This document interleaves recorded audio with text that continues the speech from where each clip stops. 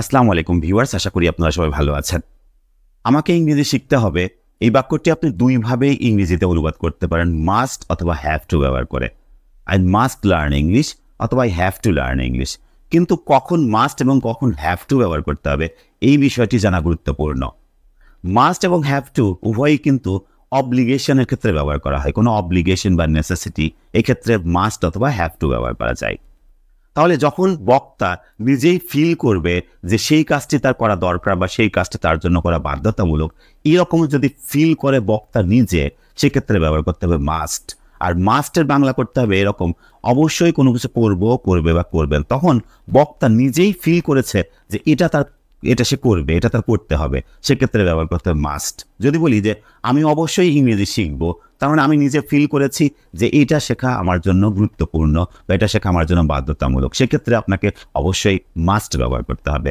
I must learn English. আর have to ব্যবহার করতে হবে যে যদি বলেন যে আমাকে ইংরেজি শিখতে হবে, I have to learn English. Must মানে হচ্ছে অবশ্যই কোনো কিছু করবে বা করবেন, আর হ্যাভ টু বাংলা করবেন কোনো কিছু করতে হবে এর মানে হচ্ছে যে আমি নিজে ফিল করিনি, অন্য একজন আমাকে ফিল করিয়েছে যে এটি আমার করতে হবে, সেক্ষেত্রে ব্যবহার করতে হবে হ্যাভ টু। যদি বলি যে আমাকে ইংরেজি শিখতে হবে, I have to learn English, এর মানে হচ্ছে যে আমি নিজে ফিল করিনি যে আমার ইংরেজি শেখাটা বাধ্যতামূলক, কেউ একজন আমাকে বলেছে এবং সেটা আমার করতে হবে, সেক্ষেত্রে ব্যবহার করতে হবে হ্যাভ টু। তাহলে আমি অবশ্যই ইংরেজি শিখবো, আই মাস্ট লার্ন ইংলিশ। আমাকে ইংরেজি শিখতে হবে, I have to learn English.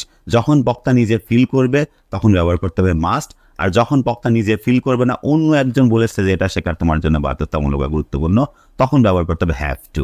যদি বলি যে রাকিব অবশ্যই এই বইটা কিনবে, রাকিব মাস্ট বাই দিস বুক, তার মানে রাকিব নিজেই ফিল করেছে যে এই বইটি কেনা তার জন্য গুরুত্বপূর্ণ। আর আমি যদি বলি যে রাকিবকে এই বইটি কিনতে হবে, Rakib has to buy this book, মানে আমি ফিল করেছি যে রাকিবকে কিনতে হবে, রাকিব ফিল করেনি, সেক্ষেত্রে ব্যবহার করতে হবে হ্যাভ টু বা হ্যাজ টু।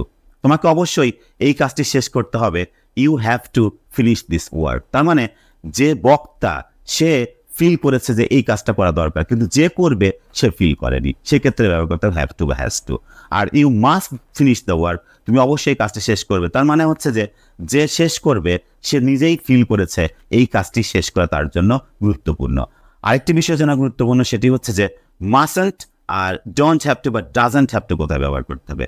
মাস্টন্ট ব্যবহার করতে হবে যখন কোনো কিছু করা কারোর জন্য নিষিদ্ধ, সেক্ষেত্রে ব্যবহার করতে হবে মাস্টন্ট।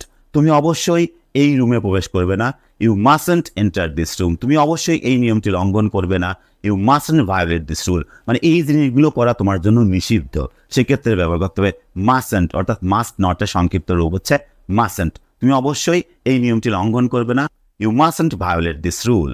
আর ডোন্ট হ্যাভ টু বা ডাজন্ট হ্যাভ টু ব্যবহার করতে হবে কাউকে কোনো কিছু করতে হবে না এরকম সেন্সে ব্যবহার করতে ডোন্ট হ্যাভ টু বা ডাজন্ট হ্যাভ টু, করলেও করতে পারে এরকম সেন্সে ব্যবহার করতে হবে ডোন্ট হ্যাভ টু বা ডাজন্ট হ্যাভ টু। যদি বলি তোমাকে সেখানে যেতে হবে না, you don't have to go there, তাকে এখানে আসতে হবে না, he doesn't have to come here, তার মানে সে যদি আসেও তাও কোনো ক্ষতি হবে না বা আসলেও আসতে পারে, এরকম সেন্সে ব্যবহার করতে হবে ডোন্ট হ্যাভ টু বা ডাজন্ট হ্যাভ টু। আশা করি বুঝতে পেরেছেন। Thanks a lot for watching this video.